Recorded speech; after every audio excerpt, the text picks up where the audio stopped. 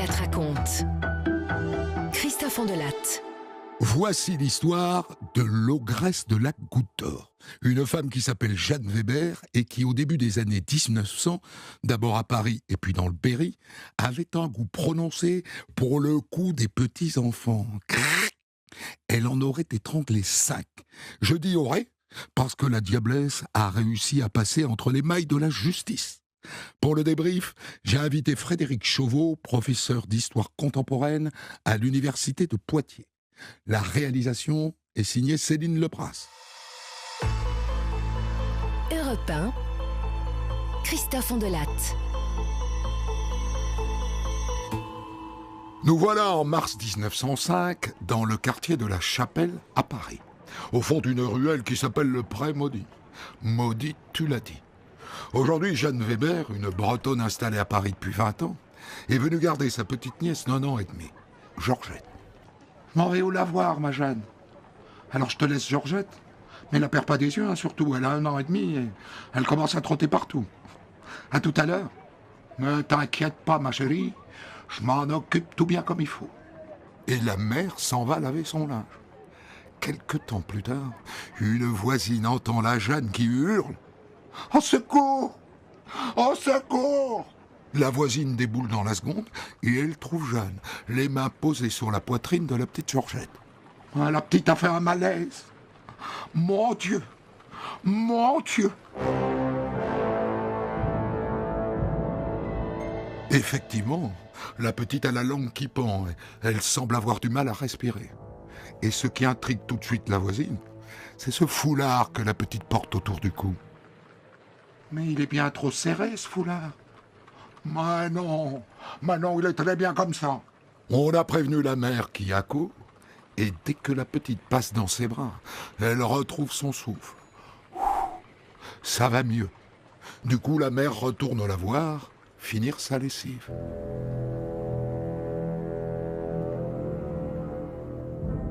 Trois quarts d'heure plus tard, ça recommence. Georgette a de nouveau du mal à respirer.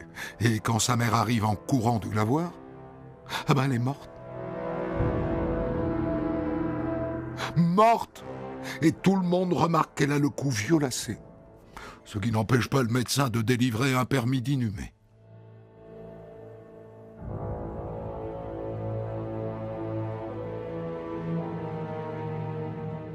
Une semaine plus tard, la même Jeanne Weber garde Suzanne chez elle, passage de la Goutte d'Or, juste en dessous de Montmartre. Suzanne a 2 ans et demi et c'est la grande sœur de Georgette qui vient tout juste de mourir. Et à nouveau, il y a un problème. On prévient le père qui est camionneur sur un chantier, qui arrive en courant. Je ne sais pas ce qu'elle a. Elle s'est sentie mal dans la... Et pour sûr, elle va mal. Elle a les yeux révulsés et de l'écume aux lèvres. On dirait qu'elle s'est empoisonnée. Alors on lui donne un vomitif. Et ça va mieux. Et le père repart travailler. Quelques heures plus tard, on le rappelle. Suzanne est morte. Cette fois, le commissaire appelé sur place ordonne une expertise médicale. Mais le médecin conclut qu'elle est morte de convulsions. Et donc on l'enterre à côté de sa petite sœur. Décidément, cette famille a bien du mal. 2 semaines plus tard, la même Jeanne Weber garde chez elle, passage de la Goutte d'Or, une autre de ses nièces, Germaine, qui est encore tout bébé, elle a 7 mois. C'est la cousine de Suzanne et de Georgette. La mère la dépose et sort faire une course. Quand elle revient, elle trouve la Jeanne penchée sur le berceau. C'est la petite. Elle suffoque. La mère court tout de suite chercher de l'aide. Et quand elle revient, Germaine est morte. 3 enfants morts en 15 jours. Ça tombe comme à gravelotte dans cette famille. La faute à pas de chance, sans doute. Un peu plus tard, la Jeanne invite une de ses belles-sœurs à déjeuner. Et l'autre débarque chez elle avec un petit garçon de 2 ans, Maurice. Et pendant le repas, la Jeanne est bizarre. Elle dit qu'elle a peur. « Ah ben les gens parlent sur moi. Il y a des racontars. On dit que j'ai tué mes enfants. La police est après moi. » La mère du petit Maurice, manifestement, n'a aucun doute sur Jeanne, puisqu'elle lui laisse Maurice le temps d'aller faire une course. Quand la mère revient, le petit garçon a le visage tout congestionné. La mère l'emmène tout de suite à l'hôpital où il est pris en charge par un jeune interne et heureusement, le gamin est sauvé. L'interne a bien remarqué des marques sur le cou, mais ça n'est qu'un interne et son chef de service ne donne pas suite. En revanche, les parents, ça commence à les chatouiller. D'abord les 3 petites filles et maintenant Maurice, ça fait beaucoup. Alors ils vont au commissariat de la Goutte d'Or avec les parents des 3 premiers. Monsieur le commissaire, notre belle-sœur, Jeanne Weber, elle a étranglé nos enfants. Étranglé. Et sur quoi vous basez-vous pour formuler une accusation aussi effroyable? Et les parents se mettent à égrener la liste des morts suspectes. Mais il n'y a pas que ça. Ce que vous devez savoir, monsieur le commissaire, c'est que ses propres enfants à elle sont morts aussi. Et il y a peu de temps. Sa gamine est morte il y a 4 ans, soi-disant d'une pneumonie aiguë. Et son fils de 7 ans est mort il y a 1 semaine d'une diphtérie. Et sa petite dernière n'a vécu que quelques semaines. Vous trouvez pas ça bizarre, monsieur le commissaire? Oui, effectivement, il trouve ça bizarre. Et donc il convoque Jeanne Weber. Quand elle arrive, elle est remontée comme une pendule. Et elle a l'air folle. Folle. Oh, mais tout ça, c'est des menteries. C'est des gredins, tout cela qu'on dit ça. Des gredins peut-être, n'empêche que le commissaire l'envoie dormir au dépôt. Et la Jeanne se retrouve le lendemain devant le juge d'instruction. Là, elle est beaucoup plus calme. La mégère a remballé son hystérie. Mais elle nie toujours. Moi? Étrangler sa petite? Moi qui les aime tant? Impossible. Peut-être. Mais elle va quand même dormir à la prison de Saint-Lazare. Et au regard des présomptions concordantes qu'il y a dans son dossier, le juge la renvoie devant la cour d'assises pour homicide volontaire et tentative d'homicide volontaire sur 4 enfants, ses 3 nièces et son neveu. Elle risque la guillotine. On ne voit pas comment elle pourrait y échapper. Mais la Weber, voyez-vous, a plus d'un tour dans son sac. Entre-temps, la presse, qui se régale de ce genre d'histoire, lui a trouvé un petit nom à la Weber. L'ogresse de la Goutte d'Or. Et autant vous dire que pour voir l'ogresse, il y a foule au palais de justice de Paris. Sauf que physiquement, quand elle entre dans le box, elle n'a strictement rien d'une ogresse. On s'attendait à une sorcière, forcément. On se retrouve face à un petit bout de femme d'une 30aine d'années, certes laide et vulgaire, avec des joues molles et des yeux quelconques, comme l'écrivent les chroniqueurs de l'époque, mais modeste et effacée. Pas du tout l'allure d'une étrangleuse d'enfants.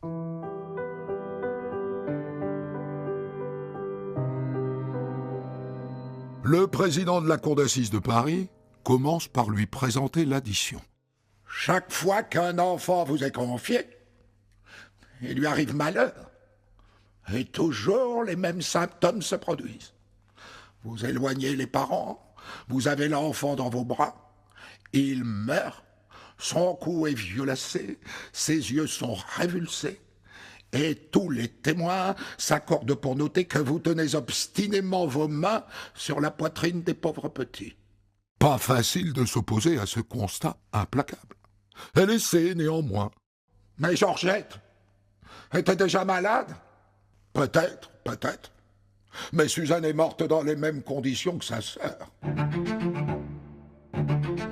À partir de là, Jeanne se tait. Son avocat, en revanche, maître Robert, est un coriace. Il est bon, monsieur le président, de faire remarquer au jury que la science nie la possibilité d'amener la mort par pression du thorax. Je vous prie, maître Robert, de ne pas m'interrompre. Je parlerai toutes les fois que je jugerai utile de le faire. Eh bien, je lèverai l'audience. Eh bien, quand vous la rouvrirez, monsieur le président, je reprendrai la parole. Après quoi, l'avocat se tourne vers le père de l'une des petites victimes.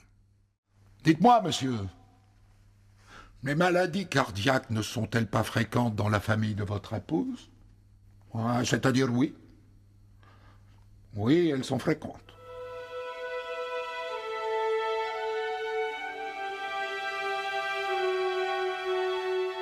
Et 1 point pour la Weber. On fait ensuite venir des médecins, et c'est un moment clé. S'ils disent que les enfants ont été étranglés, elle est bonne pour la guillotine. Le premier à venir à la barre est le médecin en chef de l'hôpital où le petit Maurice a été soigné. Je n'ai pas, comme on me le fait dire, prononcé le mot de strangulation. J'ai dit constriction, ce qui est bien différent. Il serait impossible de trouver dans mon diagnostic un motif d'accusation. Impossible. La Weber marque un 2e point.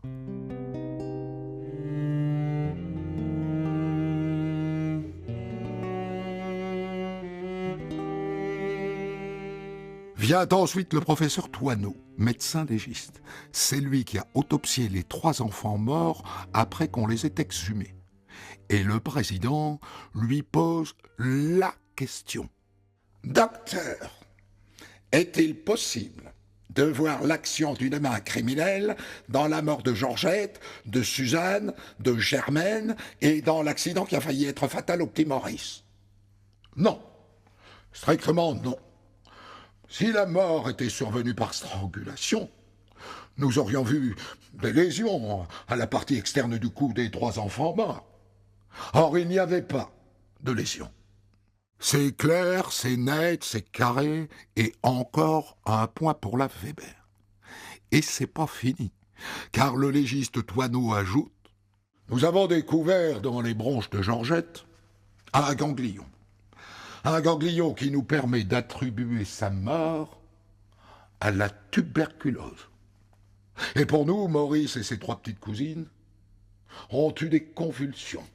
Pour la Weber, c'est le jackpot. Au point que l'avocat général est contraint de battre en retraite.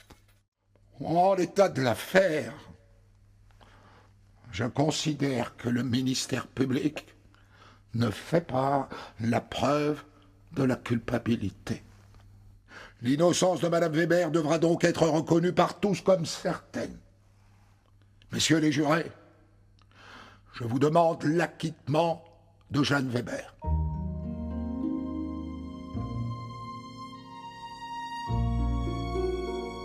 Un avocat général qui demande un acquittement, je vous jure que même en 1906, c'est extrêmement rare. Les jurés délibèrent pendant 10 petites minutes et à la fin, Jeanne Weber est acquittée. Les parents des gamins sont furieux. Oh mais il n'y a plus de justice. Elle recommencera. Des visionnaires, les parents. En attendant, Jeanne est libre. L'ogresse de la Goutte d'Or rentre chez elle la tête haute. Mais si elle a convaincu les jurés, son mari ne veut plus la voir. Et les voisins, c'est tout pareil. Pour eux, c'est toujours l'ogresse.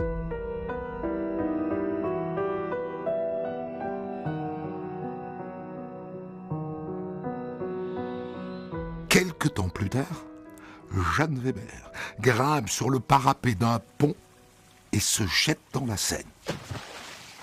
On la repêche à temps, la pauvre a voulu se suicider. Et les journaux, évidemment, se régalent de ce rebondissement inespéré. Et du coup, la jeune retrouve dans le regard des autres un peu d'humanité. C'était une ogresse, et maintenant c'est une pauvre femme, malheureuse de tout ce qu'on lui a fait subir. Et dans le Berry, un paysan veuf, Sylvain Bavouzet, qui a suivi toute cette affaire par le journal, se prend de pitié pour elle, et il lui écrit une lettre. « Chère madame, j'ai suivi par les journaux tous les malheurs qu'on vous a faits, et suis bien heureux que la vérité ait triomphé. J'habite le village de Chambon, et serai très heureux que vous veniez vous installer chez moi. Vous pourriez ainsi vous occuper de mes enfants. Afin que vous n'ayez pas d'ennui, nous pourrions dire ici au village que vous êtes une cousine de ma pauvre femme disparue. »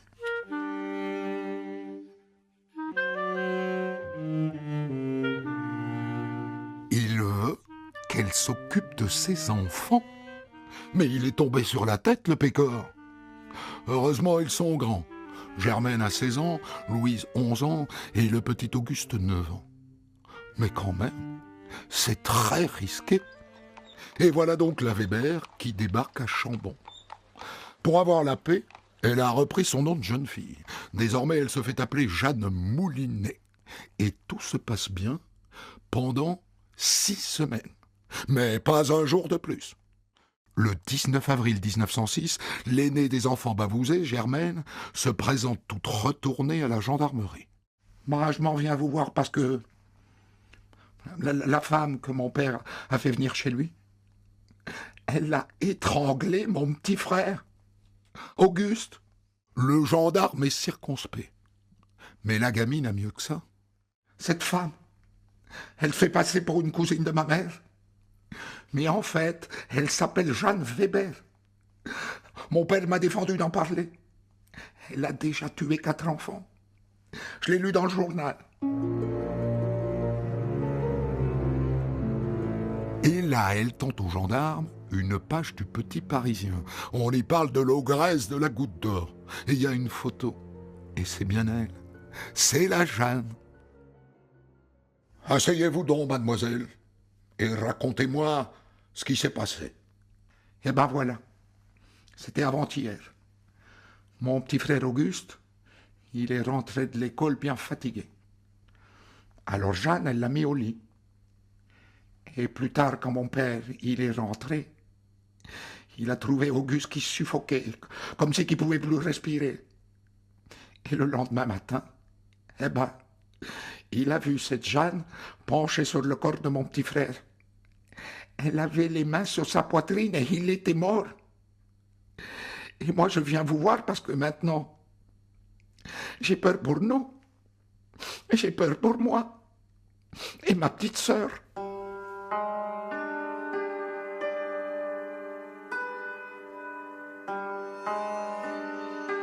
Les gendarmes commencent discrètement une petite enquête. Et pendant ce temps, figurez-vous que la nouvelle remonte jusqu'à Paris. Un correspondant du journal Le Matin a prévenu sa rédaction. Un reporter de Paris vient d'arriver et il est allé la voir. Allô Paris ? Pouvez-vous me passer une sténographe, au cas que je lui dicte mon article ? Je patiente. Allô ? Bonjour mademoiselle. Voici mon texte. J'ai vu cette femme. Point. J'ai fixé longuement cette figure ronde, virgule, légèrement colorée au front barré d'un pli dur, virgule, mais chose troublante, virgule, je n'ai pu supporter longuement l'éclat de son regard. Point. Au dehors, virgule, le chant d'un pinson qui s'enivre de lumière et de printemps. Point. Jeanne Weber, virgule, elle, virgule, n'est que ténèbres. Point.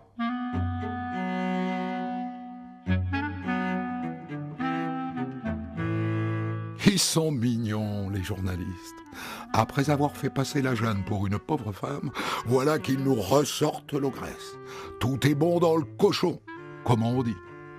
Pendant ce temps-là, les gendarmes vont voir le médecin qui a examiné le petit Auguste. Cette mort, docteur, vous la trouvez suspecte ? C'est-à-dire, il y avait des marques autour du cou. Tiens, des marques autour du cou. Le parquet demande une autopsie. Alors, j'ai d'abord relevé une trace de méningite tuberculeuse. Mais l'enfant n'est pas mort de cela. Car voyez-vous, j'ai trouvé dans le péricarde des dépôts de sang noir, qui me semble être le résultat d'un étouffement progressif, ou dirais-je d'une compression du cœur. Et puis tout de même, il y a une empreinte sur le front et sur le cou.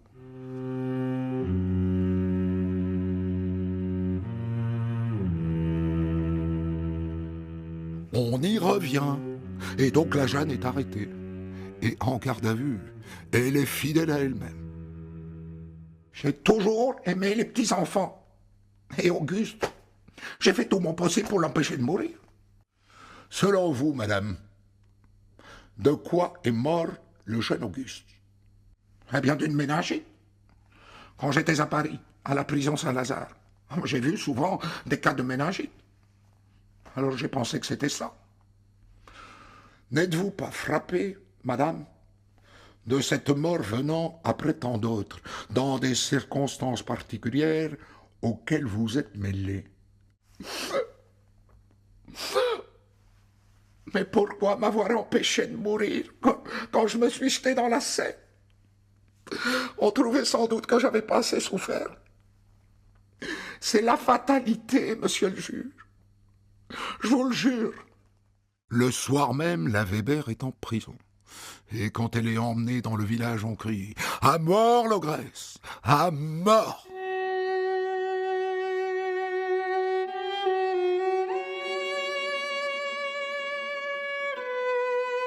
En vue du procès qui s'annonce, la Weber reprend le même avocat qu'au procès. Il s'empresse d'exiger une contre-expertise du corps du petit Auguste. Et il réclame qu'elle soit faite par le professeur Thoineau de Paris qui avait blanchi la Weber au premier procès.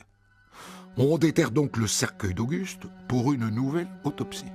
Elle est réalisée en plein air dans le cimetière. Et voici les conclusions du grand professeur de Paris.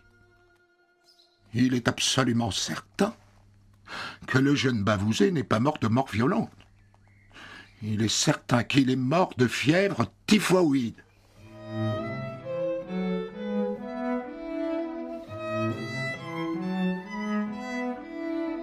Quand il lit le rapport, le juge est, disons, à moitié convaincu. Il se dit que le légiste n'a pas voulu dire qu'elle était coupable pour Auguste, parce qu'il avait dit qu'elle ne l'était pas pour les autres. Il n'a pas voulu se dédire et se ridiculiser. Voilà ce que pense le juge. Et donc il refuse de la libérer. Et du coup, il se fait traiter de tortionnaire dans la presse et accusé d'acharnement judiciaire. Voilà que maintenant, les journalistes la défendent. Tout est bon dans le cochon, je vous dis.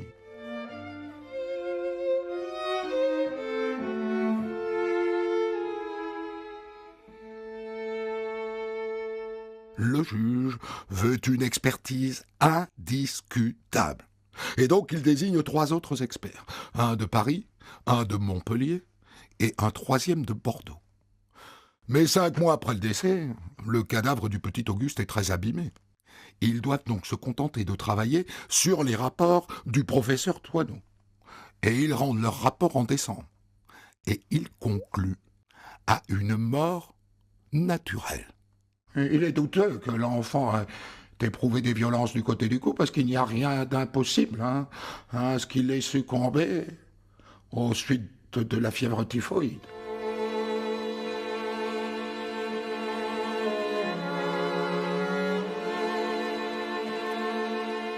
La Weber est immédiatement libérée et lavée de tout soupçon. Elle rentre à Paris en héroïne dans la voiture des journalistes qui l'ont soutenue. Tout est bon dans le cochon, je vous dis.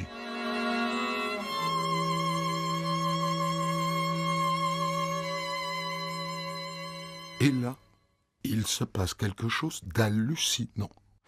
Figurez-vous qu'à Paris, un magistrat philanthrope, le juge Bonjean, décide de prendre la Jeanne sous son aile. Moi, je considère Madame Weber comme innocente, et je la considère comme particulièrement digne d'intérêt, par le calvaire qu'elle a subi.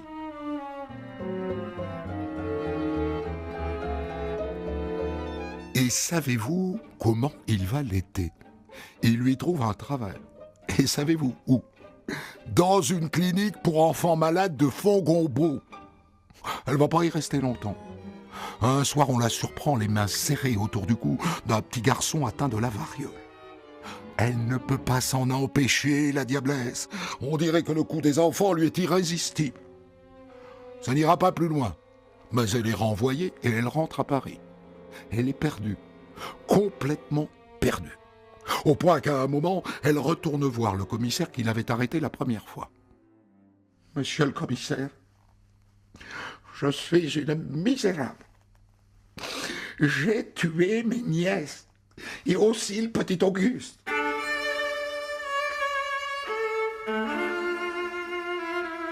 Des aveux. Un peu tardif, mais des aveux. Mais bon, si on ouvre une enquête, on va ridiculiser tous ceux qui se sont mouillés pour la disculper. Et donc on ne le fait pas.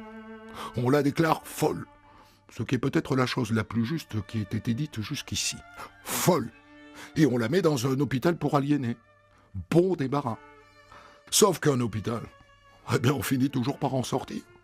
Et c'est ce qui se passe. La Weber, voyez-vous, en a encore sous le pied.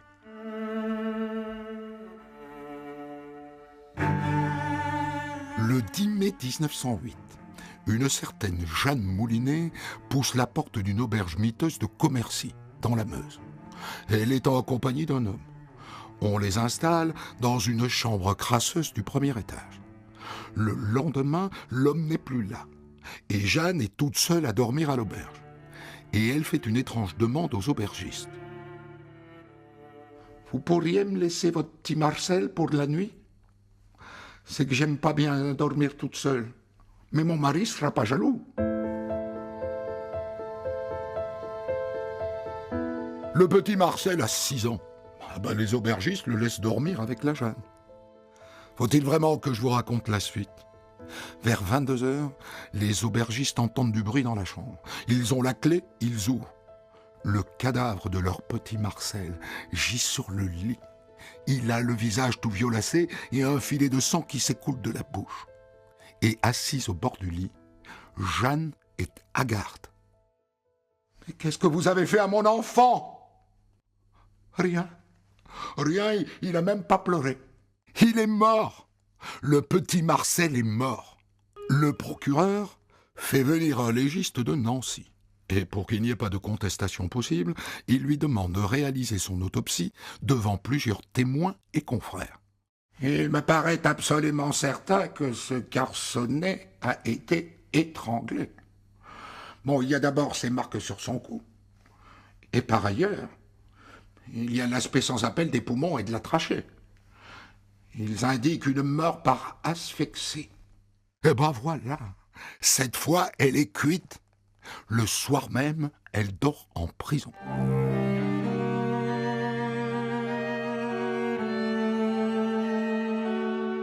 Et maintenant, c'est un autre débat qui s'ouvre. Jeanne Weber a-t-elle toute sa tête ? Est-elle responsable de ses actes et donc apte à être jugée ? Ou bien est-elle folle alliée et donc irresponsable ? Auquel cas, il faudra l'interner sans procès. Je vous rappelle qu'on est en 1908. La psychiatrie n'est guère plus avancée que la médecine légale. Écoutez par exemple le verdict de l'un des plus grands criminalistes de l'époque, un Italien, il professore Lombroso. Il a étrangement travaillé sur la photo de Jeanne Weber. C'est un individu anormal. Son crâne rond est microcéphale, son front aplati et sa physionomie virile confirment cette impression. Il s'agit d'une hystérique qui était pyloïde et crétinoïde. Épiloïde et crétinoïde. Mais il professeur ajoute, et là il est plus convaincant, Jeanne Weber est une pervertie qui, sous l'influence de l'alcool, éprouve une jouissance érotique extraordinaire en étranglant des enfants. Aucune autre explication ne pourrait être donnée à ce crime.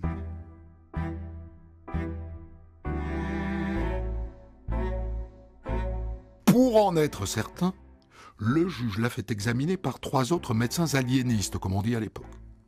Et pour eux, ça ne fait aucun doute. Jeanne Weber est atteinte d'aliénation mentale. Et pour être sûr de chez sûr, elle est encore vue par 2 autres aliénistes. Ils disent tous les 2 qu'elle est irresponsable sur le plan pénal. On l'a fait donc enfermer sans procès à l'asile de Maréville, près de Nancy. Dernier rebondissement, elle s'évade durant l'hiver 1909. Heureusement, on la retrouve un mois plus tard et on l'enferme à nouveau. Et cette fois, c'est la fin de l'histoire. Elle meurt dans cet hôpital 10 ans plus tard, le 24 août 1918.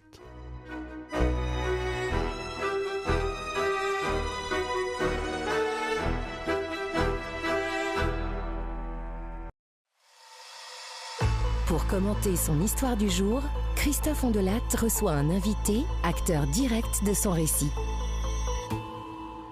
Elle n'était pas bien, mon histoire.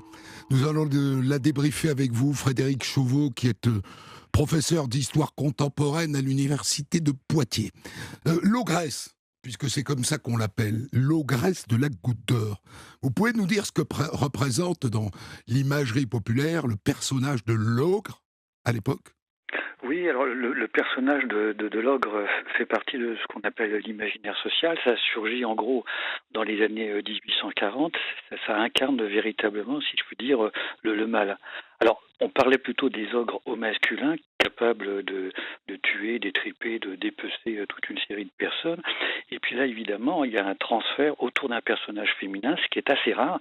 Et donc, évidemment, ça devient un personnage particulièrement diabolique. Deux mots sur les journaux, parce que quand même c'est un vrai sujet dans cette affaire.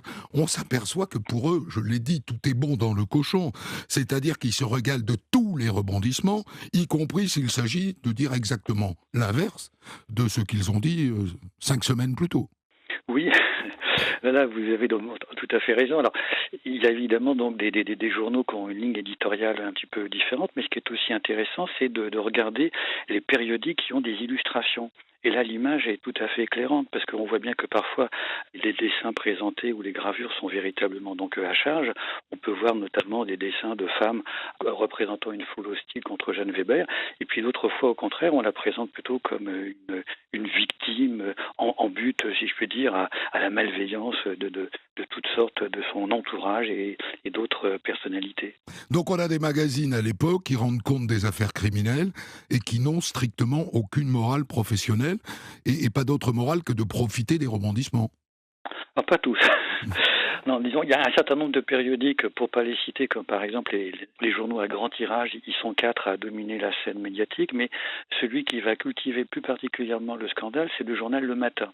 Mettre en avant des affaires un petit peu donc scabreuses, les traiter comme ça de façon donc exagérée ou amplifiée pour faire vendre, là c'est plutôt celui-ci. Mais là vous savez aussi bien que moi, les journaux ont considéré que dès les années donc 1869, en fait, le beau crime à la une était en fait un argument éditorial et ça faisait vendre.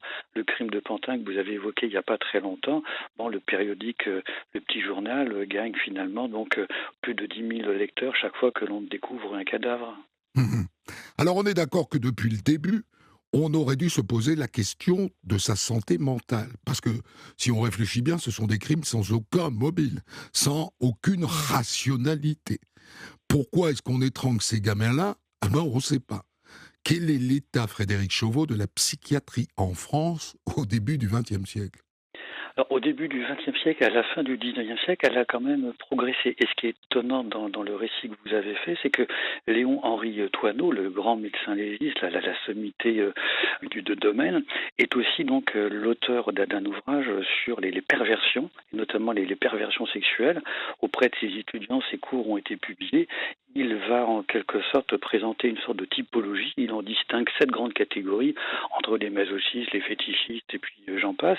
Donc lui, comme médecin légiste, praticien du corps, avait aussi, si je puis dire, entre les mains, eh bien tous les éléments pour essayer de proposer donc un examen mental de Jeanne Weber. Mais il est passé à côté. Thoineau, c'est aussi celui, par exemple, qui a inventé, qui a défini ce qu'on appelle le crime sadique. Et donc là, évidemment, c'est étonnant au niveau du personnage, confronté donc à Jeanne Weber, il y a de sa part une sorte de cécité. On dirait qu'il ment à dessein. Enfin, j'ai l'impression que ça laisse, c'est-à-dire que est-ce qu'il pouvait être en empathie avec cette femme, en pitié avec cette femme, au point de ne pas dire la vérité ? Non, je pense pas, en tout cas pour les deux premières expertises. Là, évidemment, il est considéré encore une fois comme l'étoile montante de la médecine légale. Normalement, il est amené à prendre la succession de son maître Paul Brouardel qui meurt le 23 juillet 1906. Donc celui-ci n'a pas pu aller jusqu'au bout. Et les experts de cette époque-là, que ce soit Brouardel ou que ce soit Alexandre Lacassagne, considèrent que finalement donc les experts ont raison. Ils sont malmenés par la justice, maltraités par les journalistes et la presse, mais ils se sont pas trompés. Donc pour Thoineau, je crois qu'il a dans sa première expertise, alors d'abord il a exhumé une partie des corps et comme vous l'avez dit tout à l'heure, au bout d'un certain nombre de jours, de semaines, Oui, ils sont dégradés. Oui. voilà, ils sont particulièrement donc dégradés. Et je crois qu'au début il a été honnête, mais après ça évidemment pris dans une spirale. Parce qu'il n'était pas tout seul, il ne faut pas oublier qu'il s'était adjoint notamment Jules Sauquet, qui était aussi donc médecin légiste, qui faisait des expertises à la morgue de Paris. Et Jules Sauquet, dans l'affaire de Clichy, c'est une affaire un petit peu sombre d'étranglement. Lui, il y voit simplement donc la trace d'une émotion particulièrement forte qui aurait provoqué le décès. Donc qu'il soit en quelque sorte l'adjoint dans cette expertise de Thoineau, c'est tout à fait révélateur. Alors on voit aussi comment la diphtérie et la méningite ont bon dos à l'époque. Ce sont les maladies mortelles du début du XXe siècle. Oui, tout à fait. Là, ce sont des maladies donc mortelles. Alors, il est vrai aussi, il ne faut pas l'oublier, la mortalité donc infantile, alors pas forcément donc à la naissance, mais un petit peu plus tardivement, est assez importante quand même. Si on fait la comparaison à la même époque avec d'autres pays, par exemple comme la Suède, on a un taux de mortalité donc en France est quasiment donc 6 fois supérieur. Donc le fait qu'un enfant en bas âge puisse comme ça donc dépérir ou mourir brutalement par une maladie, alors on n'est pas toujours donc très précis dans la classification, dans l'appellation, finalement, ça semble aller un petit peu c'est triste, on met ça sur le compte de la fatalité, mais on l'accepte. Ouais, c'est sans doute la raison d'ailleurs pour laquelle les parents mettent toujours du temps à s'inquiéter. C'est-à-dire qu'un enfant meurt, au fond, ça ne les surprend pas. Il est d'usage qu'on ait 1, 2 ou 3 enfants qui meurent quand on est une maman. Tout à fait. C'est un petit peu l'usage, donc ce qui explique peut-être une sorte de résignation, sous-entendu, on ne va pas trop s'attacher à sa progéniture avant un certain âge parce que le risque de trépas est assez important. Mais vous l'avez rappelé tout à l'heure, ce qui est quand même assez étonnant, c'est les témoignages parce que Weber a quand même 3 frères et ces 3 frères, évidemment, donc n'accordent pas, si je peux dire, de place au doute dans le trépas de leurs propres enfants. Ouais. Ça, c'est quand même assez étonnant au niveau des témoignages. Jeanne Weber, elle tient une place à part dans le crime au début du XXe siècle. Elle a laissé une trace, à votre sens, ou d'autres affaires criminelles ont effacé son histoire. Ça n'est pas la plus connue des histoires de l'époque, à mon sens. Non, c'est pas la plus connue, mais elle a quand même laissé une trace très importante dans l'imaginaire collectif, parce que d'abord, c'est un crime de femmes. Or, Oui. les femmes, globalement, c'est à peu près 14% du nombre de criminels, donc c'est assez faible. Et puis ensuite, il y a le mode opératoire. Le fait qu'une femme, à cette époque-là, au début du XXe siècle, fait passer de vie à trépas avec ses propres mains, donc des enfants, là, ça semble absolument donc épouvantable. Et puis, après, notamment dans l'entre-deux-guerres, un certain nombre de crimes moins connus, où ce seront donc des mères pas tout à fait infanticides, mais qui vont tuer donc leurs enfants qui sont déjà âgés de 3, 4 ou 7 ans, on les appellera, on les taxera aussi d'ogresse. Et à ce moment-là, pour l'opinion publique, il n'y a aucune excuse. C'est un crime absolument donc épouvantable. Donc évidemment, donc chacun s'attend à ce que ce soit la sanction la plus extrême qui puisse être prononcée par le jury de la cour d'assises. Vous connaissiez l'expression crétinoïde ? Non, moi J'adore. Ah oui, j'avais vu que Lombroso, mais c'était une traduction française en disant à partir de la photo, Jeanne Weber appartient à une famille de crétins. Oui. Voilà. Donc là, mais évidemment, ça fait pas assez savant, et donc évidemment après, il a fallu donc, si je peux dire, enrober, enjoliver un petit peu donc l'expression pour lui donner une terminologie savante. Comme d'habitude, j'ai adoré parler avec vous, Frédéric Chauveau. Et je précise, parce que les auditeurs doivent le savoir, je ne vous envoie pas mes questions à l'avance, parce que je sais que vous saurez y répondre. Des centaines d'histoires disponibles sur vos plateformes d'écoute et sur europe1.fr.